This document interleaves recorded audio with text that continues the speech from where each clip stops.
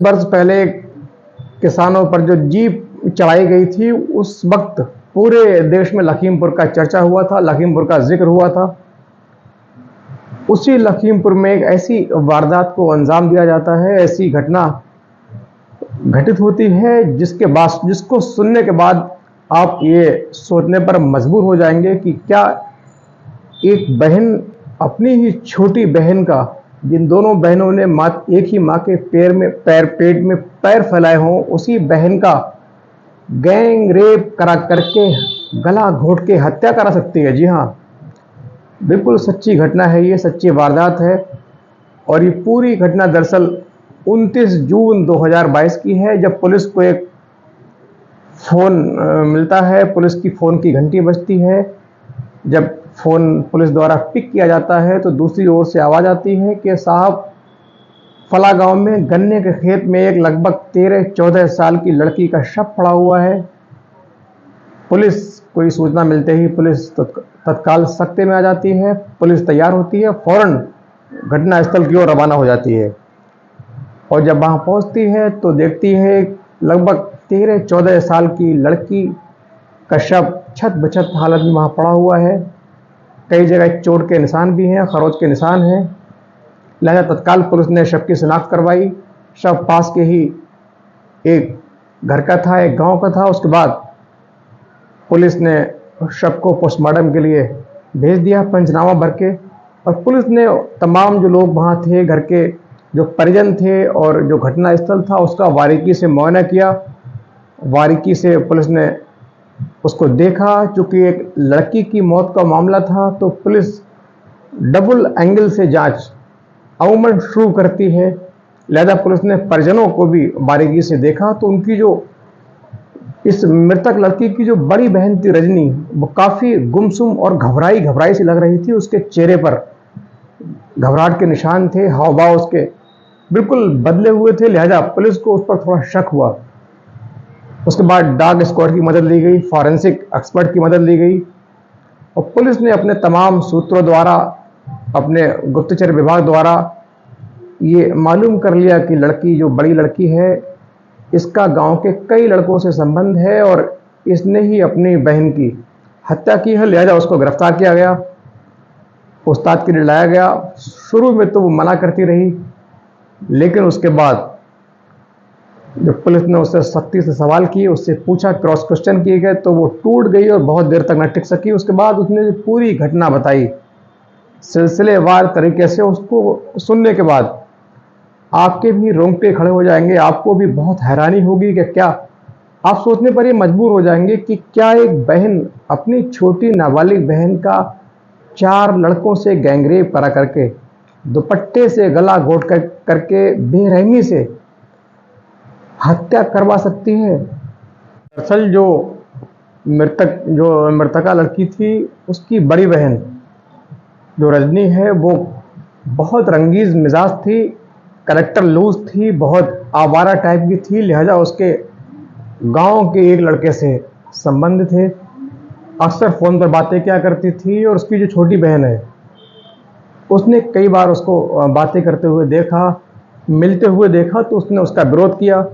उसको बोला, दीदी ये ठीक नहीं है, माता पिता की बदनामी है। लेकिन उस पर उसकी बातों का कोई फ़र्क ना हुआ, कोई असर ना हुआ और वो लगातार अपनी जो गलत कर्म है उस पर आगे बढ़ रही थी। कुछ दिनों बाद जब वो बड़ी जो लड़की रजनी होती है, वो शौच के लिए खेतों में जाती है, उसके बाद पीछे से छोटी बहन भी शौच के लिए पहुंचती है, तो वहां देखती है वो एक लड़के के साथ बिल्कुल आपत्तिजनक स्थिति में है, आपत्तिजनक हालत में है। उसको देख करके वो चुपचाप वहां से चली आती है और घर आकर उसको समझाती है कि दीदी ये आप ठीक नहीं कर रही हो, इससे पूरे गांव में माता पिता की बदनामी होगी, हमारी सबकी इसमें बेइज्जती होगी, लिहाजा ये ठीक नहीं है। लेकिन बड़ी बहन का जो है नज़रिया था बिल्कुल बदला नहीं, उस पर छोटी बहन का कोई फ़र्क नहीं पड़ा, कोई असर ना हुआ। धीरे धीरे वक्त गुजर रहा था। एक दिन फिर शाम को जो छोटी बहन है वो देखती है कि बड़ी बहन किसी लड़के के साथ मिल रही है, मुलाकात कर रही है। अंधेरे का वक्त होता है और जब पास जाकर देखती है तो कोई तीसरा लड़का होता है। दो पहले से उसके प्रेमी और थे, ये कोई तीसरा नया लड़का होता है। फिर उसने विरोध किया, उसको मना किया, समझाया, लेकिन नहीं मानी। ये सिलसिला यूं चल रहा था। रजनी लगातार मिल रही थी, बात कर रही थी, छोटी बहन विरोध कर रही थी, लेकिन चूंकि छोटी बहन थी, नाबालिग थी, तो बड़ी बहन का बहुत खुलकर विरोध न कर पा रही थी। कहीं ना कहीं उसके अंदर एक डर भी था कि बहन उसकी पिटाई कर सकती है, और चूंकि बड़ी बहन है तो बहुत खुल के फुल कंट्रोल से उस पर दबाव या प्रेशर क्रिएट नहीं कर पाई, और उस चीज़ को सहती रही। धीरे धीरे ये सारे काली कारतूत रजनी की चल रही थी, मिलना जुलना जारी था, फ़ोन चल रहे थे। और एक दिन तभी अचानक छोटी बहन है वो देखती है कि बड़ी बहन जो है 4 लड़कों के साथ एक साथ आपत्तिजनक स्थिति में है, आपत्तिजनक अवस्था में है, बदहवास हालत में है। उसको देख करके उसका खून खौल उठता है, चुपचाप वहाँ से हट जाती है। उसके बाद वो बहन को बताती है, ये तुम कर रही हो, इसका अंजाम अच्छा नहीं है, इसका जो आगे कहानी बनेगी, आगे जो इसका अंजाम होगा अच्छा नहीं होगा, पूरे गांव में पता लग जाएगा, फिर बेइज्जती होगी, हमारी शादियां नहीं होंगी, माता पिता की नाक कट जाएगी। लेकिन उसकी इन बातों का रजनी पर कोई फर्क नहीं पड़ रहा था। उसकी जो रंगरेलियां लगातार चल रही थी, उसकी दिनचर्या यूं ही कट रही थी, लगातार वक्त गुजर रहा था। वो रोजाना किसी न किसी बहाने से अपने 1 2 3 4 में से किसी एक प्रेमी से लगातार मिल रही थी, दिन भर बातें करती थी।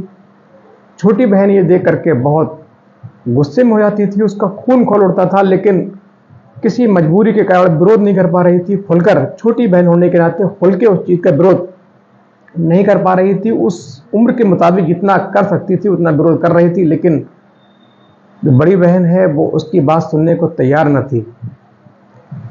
धीरे धीरे लड़की विरोध कर रही थी, बड़ी बहन परेशान हो गई थी अब कि लगातार हमें टोक रही है, हमसे हमारा मिलना जुलना है, इसको अच्छा नहीं लग रहा है, ये हमें पकड़ लेती है, फिर हमें ताने मारती है, हमसे शिकायत करती है। लिहाजा उसने एक खौफनाक प्लान तैयार किया अपने दिमाग में, खौफनाक, एक बड़ा दर्दनाक और खौफनाक प्लान तैयार किया। उसने अपने चारों प्रेमियों को बताया कि हमारी छोटी बहन है, ये तुमसे मिलने के लिए रोड़ा बनती है, बाधा उत्पन्न करती है, हमें ताने देती है, शिकायत करती है, हर वक्त हमारे पीछे लगी रहती है। लिहाजा क्यों ना हो इसी को रास्ते से हटा दिया जाए, उसके बाद हम लोग हमेशा आराम से मिलेंगे, जब चाहे जहाँ मुलाकात होगी, जब चाहे बात करेंगे, कोई टोकने वाला होगा नहीं, कोई मना करने वाला होगा नहीं। फिर हम मनमाने तरीके से अपनी जो रंगरेलियाँ हैं मना सकते हैं, अपनी जो प्रेम की दास्तान है इसको आगे बढ़ा सकते हैं। लिहाजा चारों प्रेमी जो हवस में भूखे हो चुके थे, जो उसके लिए पागल थे, उन्होंने उसकी हाँ में हाँ मिला दी। और एक दिन तय प्लान के मुताबिक बड़ी बहन रजनी होती है, छोटी बहन को पास के गन्ने के खेत में ले जाती है, शौच के बहाने दोनों वहाँ जाती हैं, और वही पहले से ही घात लगाए बैठे चारों प्रेमी खेत में बैठे होते हैं, जिनका नाम होता है रणजीत, अमर सिंह, अंकित, संदीप।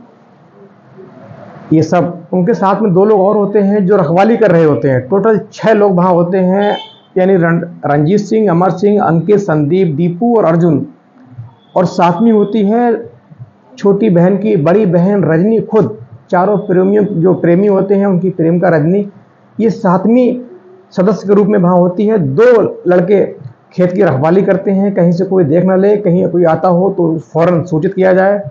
पूरी प्री प्लान के तहत, पूरी योजना के मुताबिक इस कार्य को अंजाम दिया जा रहा था। दोनों बहनें अंदर पहुंचती हैं, 4 प्रेमी पहले से बैठे होते हैं, फौरन लड़की को दबोच लेते हैं। वो विरोध करती है, झटपटाती है, तो उसकी मार पिटाई भी करते हैं। फिर जब वो नहीं कब्जे में आती है तो बड़ी बहन उसका हाथ पकड़ती है, रजनी अपनी सगी बहन का हाथ पकड़ती है। उसके बाद चारों प्रेमियों को बारी बारी से बलात्कार करने को कहती है, वो जघन्य दुर्दांत अपराध करने को कहती है, संगीन जो जुर्म है वो करने को कहती है। उसके बाद रजनी खुद उसके दोनों हाथ पकड़ करके पास सिर के पास बैठ जाती है और चारों प्रेमियों से लगातार उसका बलात्कार करवाती है। लड़की दर्द से झटपटाती है, तड़पती रहती है। इस दौरान हल्की फुल्की जो खरोंचें हैं रजनी के हाथों पर भी आईं, और लेकिन एक मासूम बच्ची है, नाबालिग लड़की है। इधर 5 लोग होते हैं, 4 लड़के और एक उसकी सगी बहन। तो फिर कुछ ज़्यादा देर तक वो उसका विरोध टिक नहीं पाता है, ज़्यादा देर तक वो उनका विरोध कर नहीं पाती है, अपने आप को महफूज रख नहीं पाती है। फिर लगातार एक जुर्म का, दुर्दांत दर्द का, कष्ट का, यातनाओं का दौर शुरू होता है। कुछ देर के बाद चारों जघन्य अपराध को अंजाम दे देते हैं। उसके बाद उसी के दुपट्टे से उस लड़की का गला पांचों मिलकर घोंटते हैं। लड़की बहुत झटपटाती है, कूदती है, फड़कती है, हाथ पैर फूटती है। जैसा घटना स्थल पर जो स्पॉट है, जो मिट्टी में पैर झटपटाने के निशान मिले, उसके मुताबिक लड़की बहुत झटपटाई, तड़पी, लेकिन वहां उसको बचाने वाला कोई नहीं था, क्योंकि जो बचाने वाला खुद अपने घर का व्यक्ति हमेशा बचाव करता है, मदद करता है, वो खुद उसको मार रहा था। ऐसे में उसकी मदद कौन करेगा। कुछ सेकंड के बाद लड़की शांत हो जाती है, उसकी मौत हो जाती है। फिर पांचों ये तय करते हैं, ये यकीन करते हैं कि लड़की को चेक करते हैं कि इसकी मौत हुई या नहीं। उसकी नब्ज टटोलते हैं, उसके जिस्म को छूते हैं। उसके बाद धीरे से वहाँ एक एक करके निकल जाते हैं और रजनी चुपचाप घर में जाकर के खामोशी से अपना वक्त गुजारने लगती है। खाना पीना खाकर चुपचाप अपने काम में लग जाती है। इधर जो चारों प्रेमी हैं वो अपने अपने घरों को लौट जाते हैं, और दो जो रखवाली कर रहे होते हैं वो भी आखिर में अपने अपने घरों को चले जाते हैं। लेकिन तभी ग्रामीणों को सूचना मिलती है उसके कुछ घंटों के बाद कि गन्ने के खेत में एक लड़की का शव पड़ा हुआ है। लिहाजा ग्रामीण तत्काल पुलिस को फ़ोन करते हैं और पुलिस फौरन मदद के लिए आती है, घटनास्थल पर पहुंचती है।